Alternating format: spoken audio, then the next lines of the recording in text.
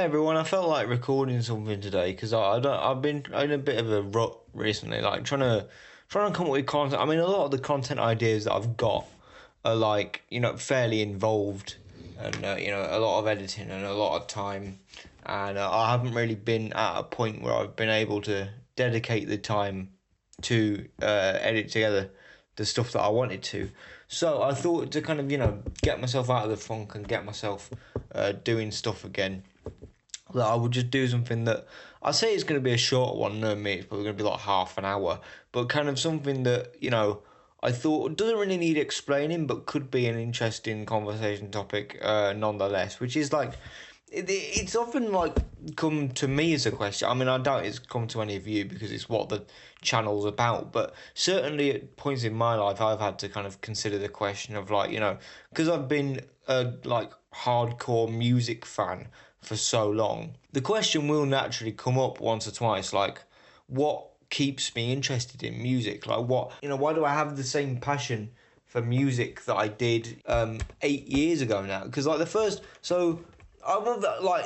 band that I ever followed and still do to this day is The Prodigy, and I'll talk a bit more about them in a little bit. But like, so I was around when Day Is My Enemy dropped. Like that was probably the first album of a band that I liked that I knew was coming out, because I was into the Foo Fighters and Elbow and stuff, but I wasn't really aware of when their albums came out. So Day Is My Enemy was the first one where I was like, okay, I know the Prodigy have an album coming out. It's not come out yet, but it's coming out. Because I remember the day when Nasty dropped, and my dad ran into my room and he's like, Prodigy have a new tune, and I was like, what, you fucking man, whoa, and that was like, so that was a cool moment.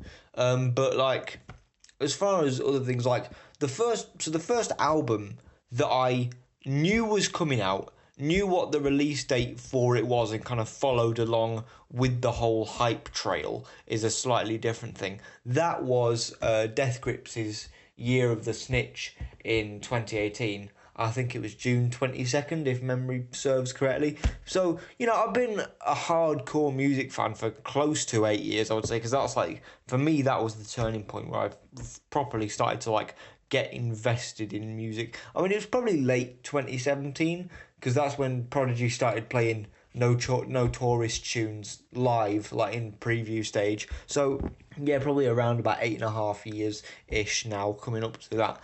So it's like, what keeps me going after all this time? And I think the answer really is relatively simple, and it's going to sound ridiculous, but it's, what is still happening now that is new and that's exciting, which might sound like a, fucking obvious statement is obvious, right? But the thing is, like, I get it, right? Like, there are classic albums that everyone loves, right? No matter what your taste is, there are those albums that you come back to, time and time again, because they are just great.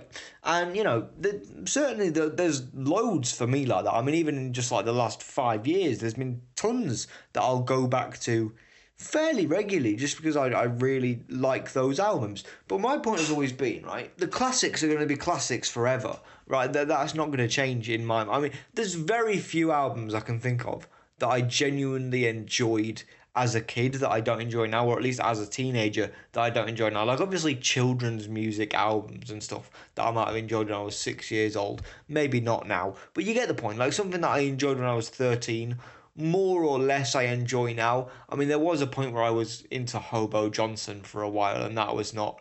Yeah, no, I don't know what I was doing there, but like I think I was in my like fake deep, like proper turbo hipster phase back then. That was not a good time. 99% of what I was into when I was 14, I'm still into now, which like might be a good thing, might be a bad thing. But point is, those albums I can come back to whenever I want. So I think, but what keeps me coming back is like, okay, so let's say I'm into like Black Grape, for instance, is a perfect example. Shaun Ryder and Kermit, Black Grape, Great When You're Straight, Stupid, Stupid, Stupid. Those albums are great, right? But what interests me is like, oh, they had a new album coming out in 2024. So what the thought that went through my head that was principally the most important is, like the question of, is what they're doing in 2024 still exciting to me as a fan of their music, and that's always kind of what I'm looking for, is like, even if there are bands that I love, like Sleaford Mods, or The Residents, or Black Grape, or Pill, or any, I could list off millions and millions, well, not millions, but I could list off tons and tons and tons of bands who have done classic stuff in like the 80s, 90s, 2000s, even up to like 10 years ago. But the question always on my mind is what they are doing now, right now at this current moment, is that still exciting to me? And I think that's what is, because, I think it's obvious, when you know someone's discography really intimately, no matter how much you love those tunes, you're going to get bored eventually. And so you're going to want new stuff to kind of, help, kind of perk your ears up a bit. Which I think, it's what I would say that it is kind of an argument for why streaming services are good, is because, they will take what you've listened to before, and then, they will go, okay, you like this, you might like this. And often, especially with something like a release radar that Spotify's got, that will turn you on to stuff. I mean, there are loads of bands that I've been turned on to, even recently, just through like release radar, not even exclusive to Spotify as well. Like, so bands like Silver Wing Killer, or Congratulations are a band that had an album that came out this year that was really great. I've got a list. I wonder how many of my bands on my yearly list, ranking list so far.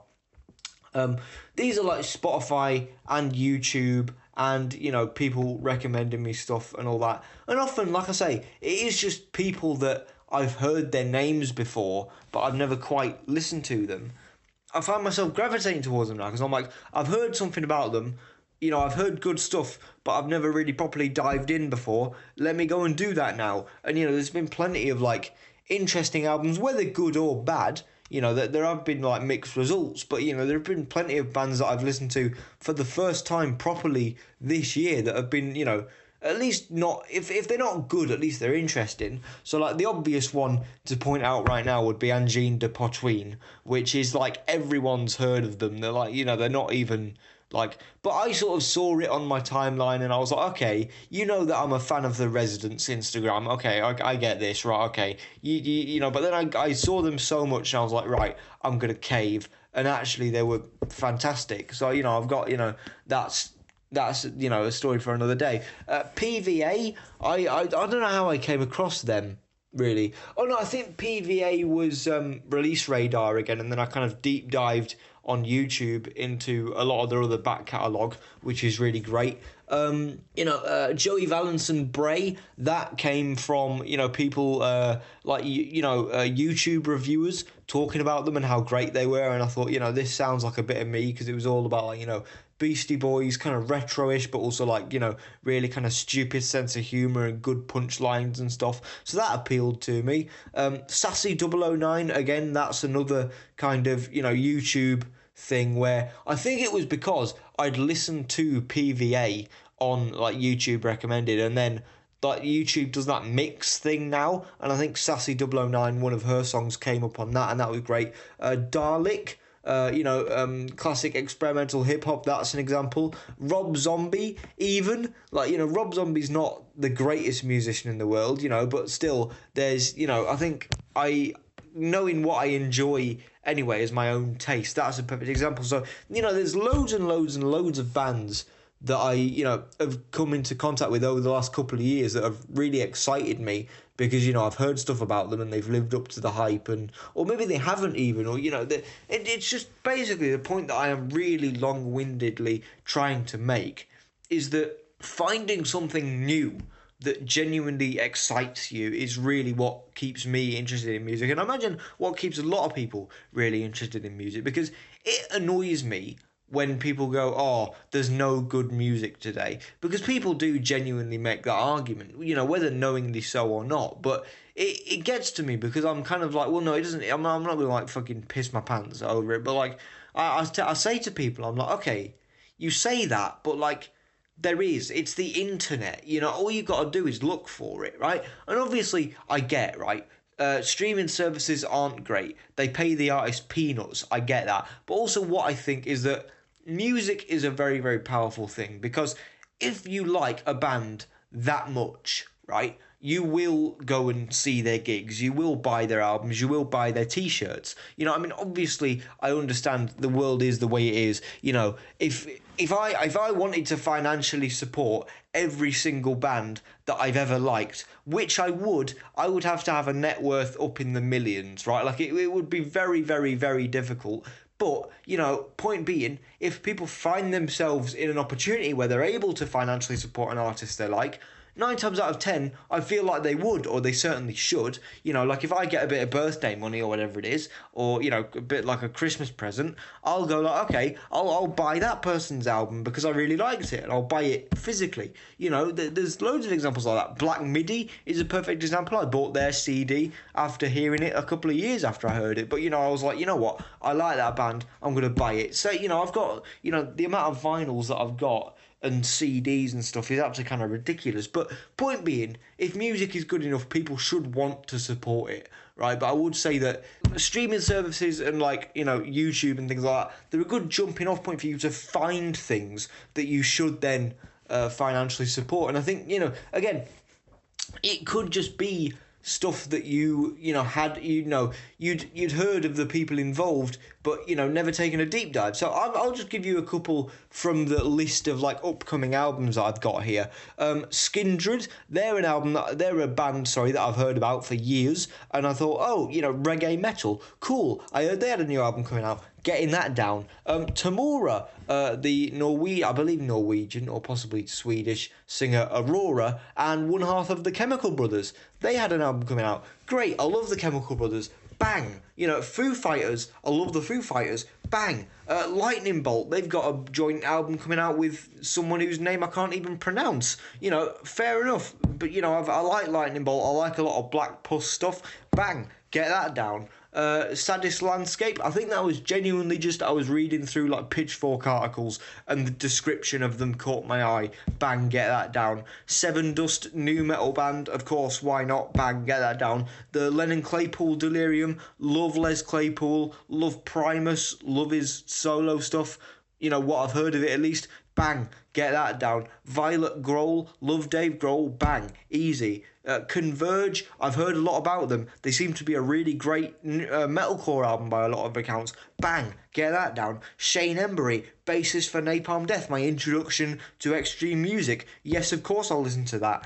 Yes, you know, progressive rock giants. Rick Wakeman, I like to make fun of them a lot, but maybe there's something there. Bang. Hard-Fi, I loved a lot of their tracks when I was growing up. You know, they were part of my kind of early introduction into rock music. Bang. Easy. Strokes, same thing. Bang. Muse, bang. You know, Kasabian, I've followed Kasabian for ages. Bang. You know, the new collaborative album between Mouse on Mars and Lee Scratch Perry. I knew that Mouse on Mars had done Von Sudenfend with Marky Smith. That was great. And Lee Scratch Perry is Lee Scratch Perry. Bang. Easy. You know, there's loads of ways that you can kind of get into music. You know, people that you already like, read up who they got influenced by or who they're liking listening to at the minute. You know, listen to them. Maybe you'll like them. You know, there's so many ways where you can basically take maybe the small pool of people that you do like and then kind of find ways from that to branch out again, who they were influenced by, who they like, you know, who have been their support bands. Meryl Streep is a perfect example. He supported Pill on their 2023 tour. He supported them, he opened for them, loved it. Masterpiece is the same thing. Joy Anonymous, you know, those are three bands that I really fucking enjoy. You know, great stuff. Jelly Skin was another slightly obscure one. I can't remember. Who was it that Jelly Skin supported now? I can't remember now, but they were fucking great. I can't remember who it was exactly. Oh, was it Sleaford Mods? Big Special. Perfect. So I could go on for hours and hours and hours and hours, right? But the point is, it's like, you know, I mean, this exactly. So what you're hearing now, me listing off billions and billions of bands, this is what keeps me interested in music. It's like, oh, you know, this person has a new album coming out that I really like. Let's hear it. Let's see what it's got to offer. Oh, these people that I've heard of and have a really good reputation in a lot of genres that I really enjoy. Let's hear it out. I think that's where a lot of my excitement comes from. It's like just trying to discover anything that I can from people that from the people that I really admire. And obviously, if I'm in a position to financially support them, I will, because of course I will, because music's fucking great. And I think live music as well. Say what you will about ticket prices, because they are fucking ridiculous, right? And I totally get that. But there is genuinely nothing like a live gig to me, right? Like The Prodigy it's such a strange thing with The Prodigy, because I could basically recite their entire discography, note for note, beat for beat, word for word, backwards, and yet, I can go and see them live, and they could play the same set that they've been playing for the last 4 years, and I would still get absolutely hyped out of my brain for it, because I would say that, like, I think part of the reason that I, have become kind of so fixated, particularly I would say in the last 3 years, particularly, of like really trying to dig out and find and discover new stuff, is because I'm looking for that buzz. There's that initial buzz I get when something is like really, really good that I've never heard before. So the first time I heard Kate Bush, I remember just being kind of sat back in my chair being like, whoa, like, what is this? And then, if I hear like a track from a metal band that I've never heard before and a riff kicks in and I'm just like, whoa, God, what the fucking what? Oh, this is mad. And then I'm off on a Google, rabbit hole and stuff like that. So I'm constantly looking for that kind of like, that excitement and that buzz. And so I think the reason why I'm constantly gravitating towards new stuff is because it's difficult to get that same level of buzz with bands that you already like. Like Sleaford Mods released a great album, Demise of Planet X, in January, and I love that album. It was great, and there were some moments on it that were real kind of face scrunchers and like, whoa, yes, they're back, lads, and there have been a couple of them. But I would say that there is a different kind of reaction between, kind of having, hearing a band that you really love do something that's still fucking great and be like, they've still got it, the boys are fucking back, let's have it. There's a difference between that kind of reaction and hearing a band that you have never heard before do something that is like absolutely just like clicks with you and you're like, whoa, like, I need more of this. That those are two different reactions, very subtly different reactions, but they are different, I would say. But The Prodigy are quite, and getting back to the original point, I could watch them play the exact same set that they have done for 4 years, because The Prodigy I got into them when I was 7 years old, and they absolutely blew my mind at that age. Like, there was nothing like them that I'd ever heard of or seen before, and just like it opened up my world to music. I was an Elbow fan and a Foo Fighters fan passively through stuff that my dad would play, but The Prodigy was really the first thing where it's like that was my own, and that really kind of opened my eyes to stuff.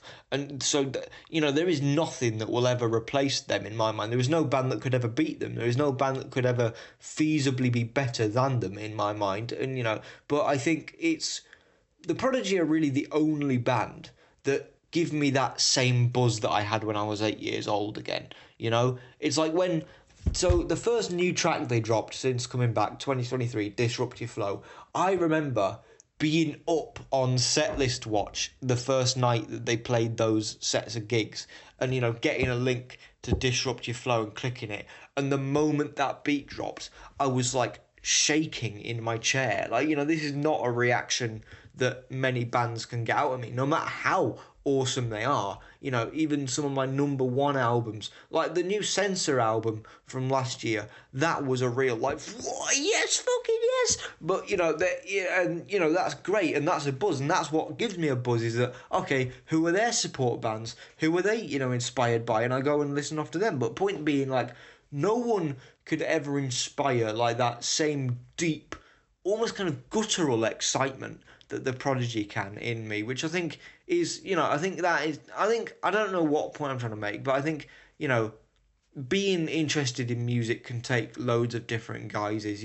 It can take finding new stuff all the time and finding great stuff, and people sending you stuff over email. And I think that's the reason why Not So Forensic Record Society is so great, I think, for me. I mean, there is an episode in the can, I just need to edit it. When that'll get out, I don't know, because I'm really fucking lazy. But like, even if it's not my favourite song, even if I hate it, it's still new stuff to talk about, and that's exciting to me, and it's exciting to get to show new tracks to people that I'd not heard before, I mean, that's part of what I think I talked about this way, way early on in my Slipknot Collectors video, where I bought some, at that point, yet to be leaked, like, rare Slipknot demos.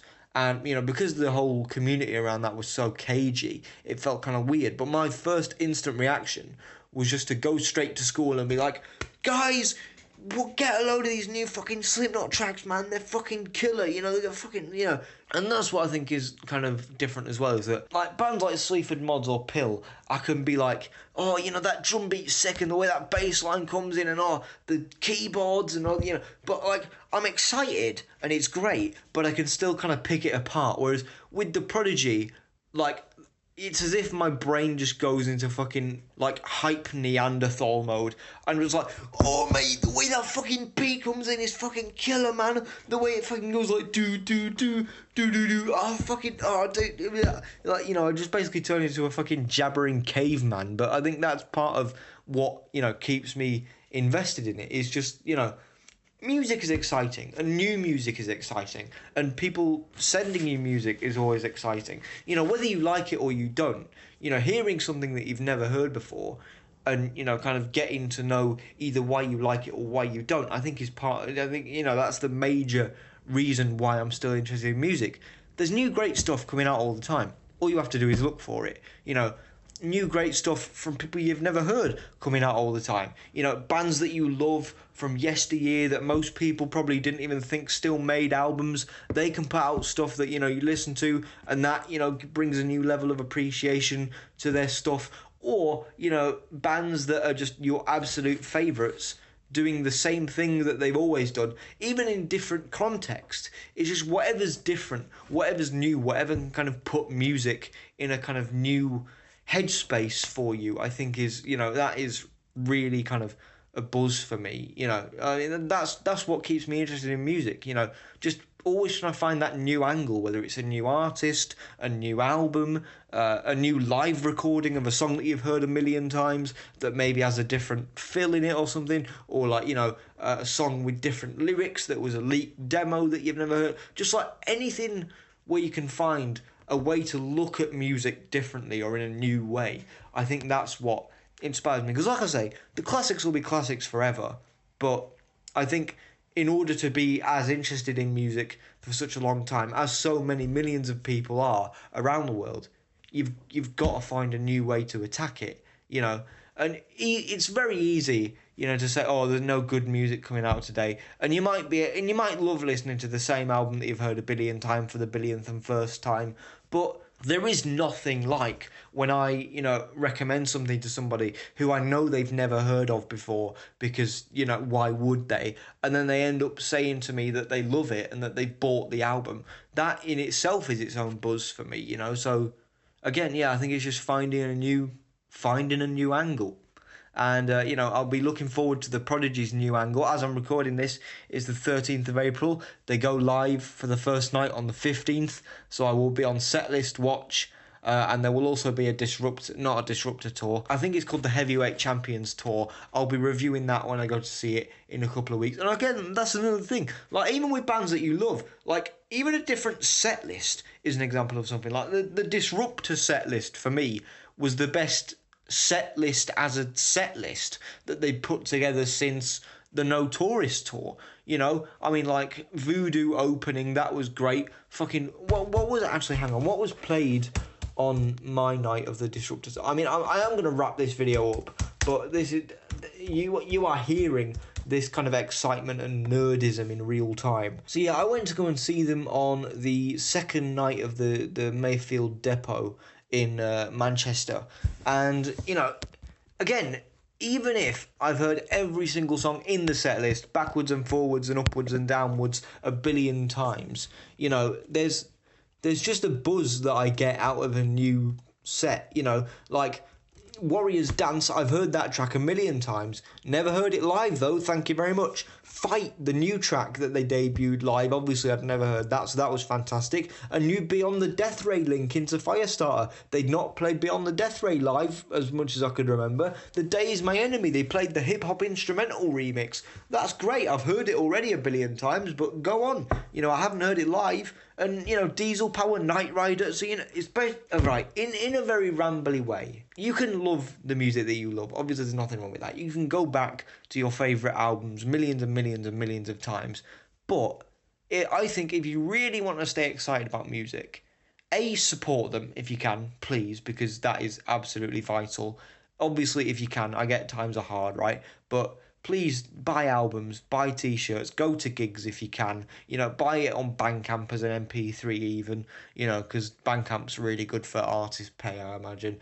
And then, but just try find a new way to look at music, whether it is somebody recommending you something, whether it is, finding a live clip of a song that you've never heard before that you really enjoy, anything like that. Just, I think to be as excited as I am still 8 years on is you've got to just find that new angle.